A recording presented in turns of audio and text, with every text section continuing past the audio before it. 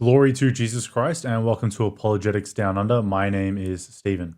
G'day, mate. Bloody Struth, it's a cracker to be talking to you, Steve-O. Hope you don't go full galah on us and say something real daggy like religy blokes always do. Castlemaine 4X. I'm sorry, I don't know what happened there. I think I blacked out for a moment. Anyway, what are we chatting about, my dude? Recently, I was tasked with leading one of my church's Sunday school classes. It's probably not the Sunday school you're thinking of, though. I attend a Reformed Baptist church, and for us, Sunday school is an all-ages class, for lack of a better term. Wow, I feel for you, man. I mean, everybody knows that everybody fucking hates Sunday school. The obvious attempts at indoctrination, the constant stamping out of intellectual discourse, the fact that every Sunday school teacher is an obnoxious dipshit, and worst of all, it's really fucking boring. And you guys have to keep doing that into adulthood. Woof. This is what I shared with my brothers and sisters on that day. I pray that it blesses you. You pray yourself silly, mate. Lucky for me, prayer doesn't work, so it'll have no effect on my handsome self in that regard. Now, if you could make some good arguments that aren't really easy to refute because, they're stupid, that could actually have an effect on moi. No prayer needed. But for some reason, that has never happened. It's almost like your guys' arguments are all shit. When I was a teenager, I was always worried that if I told people I was a Christian, that they would think I am foolish, backward, ignorant, or naive. That's not fair. I'm sure there are plenty of other reasons they would think that you are a foolish, backward, ignorant, naive goit. But it does make me question, why would you believe something if you're convinced basically everyone else would think that you're a dumbass for holding that position, and did not instead say question those beliefs instead of continuing to believe them in secret? Does make me wonder if what you were really doing was making sure that no one else could question those beliefs so that you would continue to hold the positions unchallenged. Not exactly screaming of confidence, mate. Eventually, I stopped identifying as one altogether, as many of you know. After I was saved in August of 2017, I developed a real thirst for knowledge. I began to read like I never had before. I know you probably don't mean it like that, but you're implying that reading like you never have before means that you've never read before. And okay, then what did you read? Anything that, challenged your beliefs? Or did you stick to texts that only ever confirmed what you already wanted to think? Also, the phrase, when I was saved in 20XX, just sounds very silly to me. Like you're a character in a goddamn fantasy book, which isn't far off, really. Australia is basically Narnia. One of my key concerns became defending God's truth to the rest of the world. A world that was hostile to his truth. This is something that Christians are explicitly commanded to do.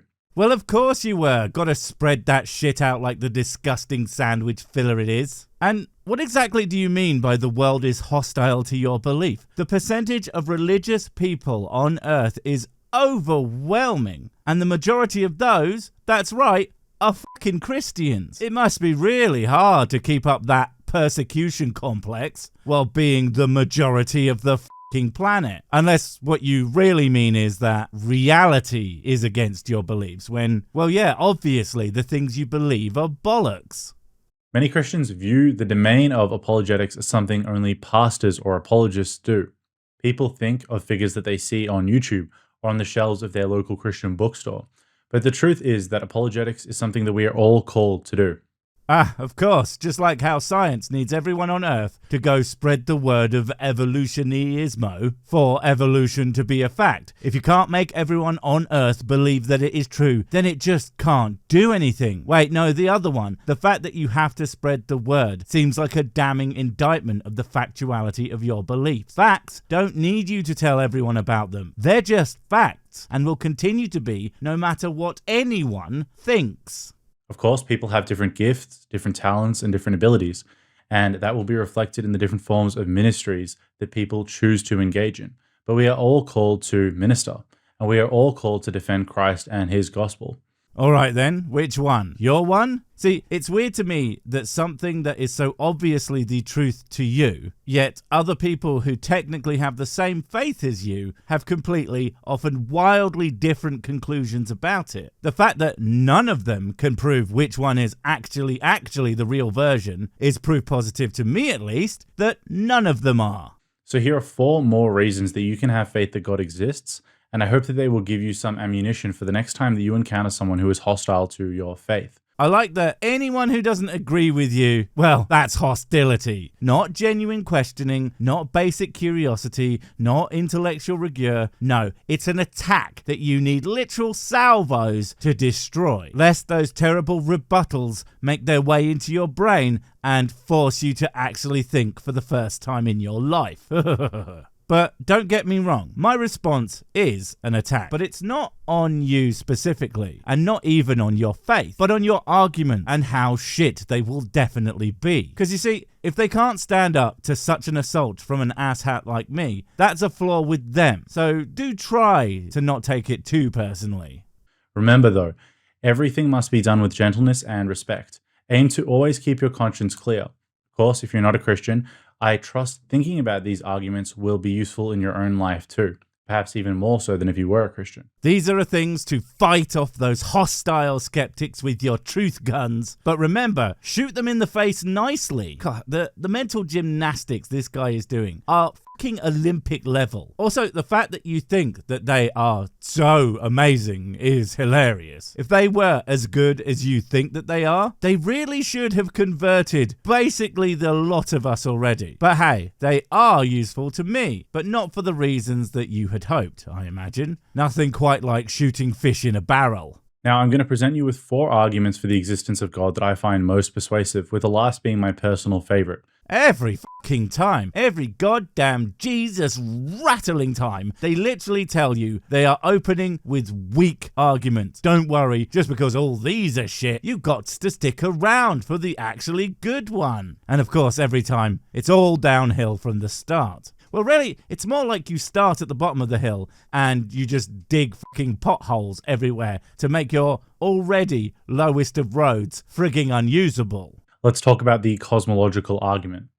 The first argument that you can fall back on in discussion or debate with unbelievers is called the cosmological argument for the existence of God. The argument comes from the Greek word cosmos, from which we get the English word cosmos. You're already falling back onto a weak argument. Does not bode well, mate. And why the fuck are you giving us the etymology of the word? As if that in any way demonstrates its factual or philosophical sturdiness. It doesn't. Its actual factual accuracy and lack of being really dumb would do that, you know, if it could. The basic thrust of the argument has its origin as far back as Plato's student, Aristotle. Aristotle lived from 384 to 322 BC, Plato from 428 to 348 BC, but it's most famously associated with Thomas Aquinas, 1225 to 1274 AD. Oh my god, does not exist. Can you get to the fucking point? Seriously, who cares who said it and when? If I wanted a quote-unquote deep dive into where these arguments came from, I can access Wikipedia too. We all can, for fuck's sake. Just make the argument, show me why it's good. This appeal to authority via dipshits who might have been considered smart in their times, but with this particular argument, I promise you, will be revealed to be fucking morons. Frankly, they should sue you for defamation for even bringing it up, you know, if they weren't already deady. Basically, the idea is since the universe exists rather than nothing at all, the universe must have been caused by something beyond itself. Think about the argument like this. Everything that begins to exist has a cause. The universe began to exist.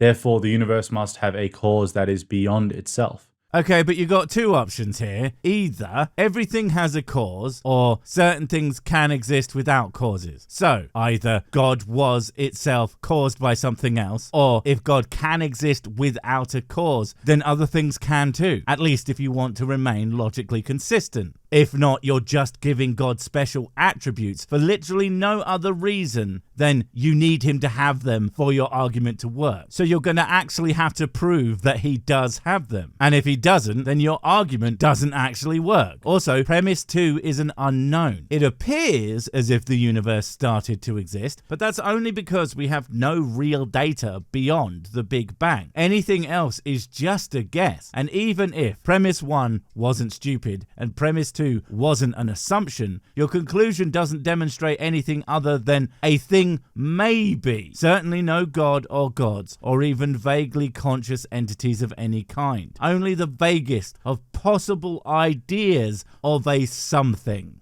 Furthermore, that cause, if it is beyond the universe, must not be bound by time, space, or matter the same way that things in our known universe are. That cause is God, who is unbound by time, space, and matter. And of course, you jump right to stuffing what you want to be in there in your already incredibly shaky conclusion. Some real God of the Gapsy shit right there. And I love the fact that you started with an attempted syllogism and then just bolted a bunch of shit to it, as if that makes it more valid and not significantly less so. Good job. The argument is very simple, and I find many people find it persuasive, or at least they acknowledge that they are stumped by it.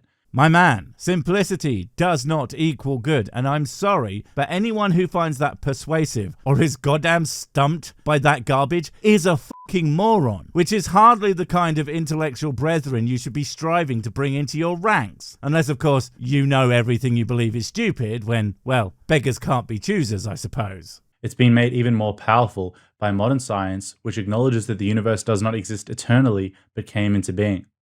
That's the cosmological argument for the existence of God. Use it. Actually, science at best says we don't know. That's it. If you think it says something else about that particular state of the universe, you literally don't know what science said. But even if you did, that wouldn't change the fact that the argument is still weak. And the conclusion that your God is a real guy is even more so. That's why the cosmological argument is bad. Don't fucking use it. Now let's talk about the moral argument for the existence of God. Okay, but we are going to skip your attempt to get this video up to infinity minutes long by bringing up irrelevant bullshit about who's credited with saying it first and when. And just a personal note on that. I cannot stand people who think that it's more important to know the history of an idea than the practical application of it. Sure, it's interesting, but it means nothing about its actual utility. Even less so in the case of these fucking arguments. 1. There must be a universal moral law, or else A. Moral disagreements would make no sense, as we all assume they do. B. All moral criticisms would be meaningless, e.g. the Nazis were wrong. C. It is unnecessary to keep promises or treaties, as we all assume that it is. D. We would not make excuses for breaking the moral law, as we all do. Wait. So A, universe moral law is evidenced by the fact that people disagree about morality. What the are you smoking there, pal? That is literally the opposite of how that works. The idea that there is a fact of a universal idea is very much severely damaged by the fact that people can't agree on it. How did you come to that conclusion that it's bolstered by it? This is basically a no-you argument. Then B, no, the fact that we have subjective ideas doesn't change the fact that we have and enforce them on each other. They are made meaningful by the existence of agents, aka people. They would only be meaningless if literally no one existed anywhere. C, you are encouraged to keep your promises via the social contract, not because of some cosmic lawyer. There are consequences to your action because, again, people exist. And D, again, if there was a universal law, there would be no excuses. You could not be excused. The fact that that's even possible shows that there's not a fucking universal law, you dumb twonk. Secondly, but a universal moral law requires a universal moral lawgiver. Since the source of it, A, gives moral commands as lawgivers do, B, is interested in our behavior as moral persons are. Well, this is wrong on the face of it. What makes you think that if such a thing as objective morality exists, that God can have any impact on that fact? And if he can, guess what? It immediately becomes subjective. You literally cannot have it both ways. 3. Further, this universal moral lawgiver must be absolutely good. A, otherwise all moral effort would be futile in the long run, since we could be sacrificing our lives for what is not ultimately right. B, the source of all good must be absolutely good. since the standard of all good must be completely good. Right, so A is just the consequences being something you don't like. When that doesn't make something true or false, it just makes it the consequences. How you feel about them has zero impact on their factuality, for fuck's sake. And B, no, what are you talking about? All the source of good would have to be is the source of good. It could be good, it could even be evil, it could be completely neutral, it could be essentially nothing. At no point in any idea does the source of a thing have to be the same as that thing. Otherwise, human beings couldn't make anything, unique or otherwise, ever. 4. Therefore, there must be an absolutely good moral lawgiver. Yeah, I suppose if your premises weren't idiotic nonsense, that could very well be the conclusion. Shame about the everything before it then. This is the problem with formal logic. Morons think that if they can create something technically logically sound, that means it's a fact about reality. But that is not how that works. I find this argument is powerful, even in an age of moral relativism. Most atheists will never tell you that they are okay with certain things. Things like genocide, incest, rape, and murder, for example. The problem is that they are not consistent in their worldview, which is something we will touch on more when we discuss our fourth and final argument for the existence of God. Atheists are perfectly consistent, at least, generally. The problem you are having is a failure to grasp the difference between subjective and objective. It most certainly isn't one is real and one is a big fake stupid thing that doesn't exist. It is simply a how you get to a thing, not whether or not it has utility or how it works in the world. And also, you're apparently too dumb to understand that moral frameworks can be garnered from places other than Bible man say so. It's also true that the majority of the people you meet on the street won't be particularly philosophically minded, but they all make moral decisions every day, and they feel very strongly about those decisions, which is why this is such a powerful tool. That's the moral argument for the existence of God. Use it. Okay, the fact that it's effective against people who aren't philosophically literate is not the slam dunk that you think it is, and in fact demonstrates just how weak it must be that you have to use it on people who don't know that you're doing a bait and switch on them. The only powerful tool in this instance is you for trying to do so, because ironically, your use of that argument on them is in fact immoral. Again, don't use it. Now let's talk about the teleological argument for the existence of God. This is perhaps the most powerful argument you can use today because we have all learned so much about the fine-tuning of the universe through science. I say that because the more we learn about our world and the universe, the more it points to an intelligent designer. This is true on the quantum level, and it is absolutely true when one considers the sheer grandeur of nature and the universe itself. Well, I'm glad you didn't try to history spooge on us this time, but this argument is yet another failure, mostly because the main thing that science does is make the idea of God less and less necessary. It doesn't do that on purpose, mind. It's just the fact that when you actually answer questions, you end up pushing made-up bullshit answers to the sidelines. And the attempt to make certain facts about how the universe works mean actually that totally proves God unreal is kind of shit on by the fact that this information was only made available to us after we sought the answers. You would have thought that God might have been the one to give them instead, to prove what a real guy who knows all the things he is. I wonder why he didn't. I also find this argument is particularly helpful with people who consider themselves scientifically minded. The argument goes something like this. 1. When we study the universe, we find incredible amounts of fine-tuning. Consider the laws of physics, the solar system, DNA, the fact that our planet is perfect in a near infinite number of ways to allow life on Earth. 2. It is unlikely, I would say almost impossible, that all of this occurred by chance. 3. The best explanation is that there is an intelligent designer behind the world as we see it.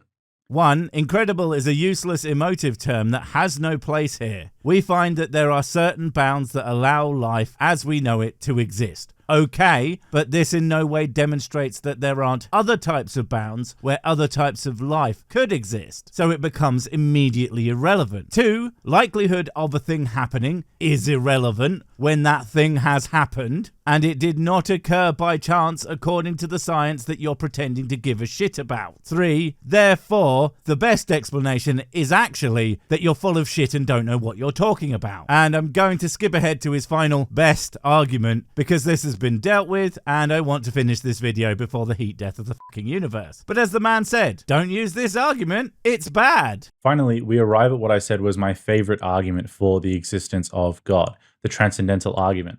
Excellent. I would say I hope it's not stupid, but he already said what it is, so, you know. 1. All people reason from their basic presuppositions. 2. The triune God's existence and Scripture's authority are the Christian's basic presuppositions. 3. Sin distorts human reason such that the unregenerate mind will never accept positive demonstration. 4. The task of apologetics, then, is to expose the inconsistency of the unbeliever's presupposition, or to show how any reasonable belief the unbeliever holds is only true on the grounds of the Christian presupposition. 5. The form of proof corresponding to this task is indirect, or a transcendental argument. 6. Any apologetic that seeks to reason from common ground with the unbeliever rests in faith on autonomous human reason. 7. Any such ground which Christian claims are judged, put God on trial. Right, this is a big one. Let's fucking go. 1. No, they don't. Some people are irrational and incapable of reasoning at all. I would argue that you fall into that category as to evidence it. 2. So fucking what? Someone assuming the correctness of their conclusions doesn't make their conclusions correct. 3. Sin doesn't exist, and unless you can prove it does, this is a meaningless assertion based on nothing but the fact you want to immediately dismiss any criticism as a corruption of sin, when you are simply intellectually lazy or just incompetent. 4. Okay, I'll let you have that. It is your job to expose my inconsistency, but it's also my job to expose where you're wrong. And boy howdy, have I done a good job today. I get a whiskey. Yay. 5. What? Word salad is not admissible in this courtroom, bucko. 6. Faith absolutely and always is based on an individual's reason. I would simply argue that their reason has failed them. 7. God is not on trial here. The shit arguments for him are, and they are in fact shit. If God is real, he wouldn't care about someone saying something about an argument for his existence, especially if that argument is fucking bollocks. The transcendental argument for the existence of God is not deductive, in that a conclusion is drawn from a set of principles. Rather, the transcendental argument posits that we can't make sense of anything without God's existence, specifically the triune God of the Bible.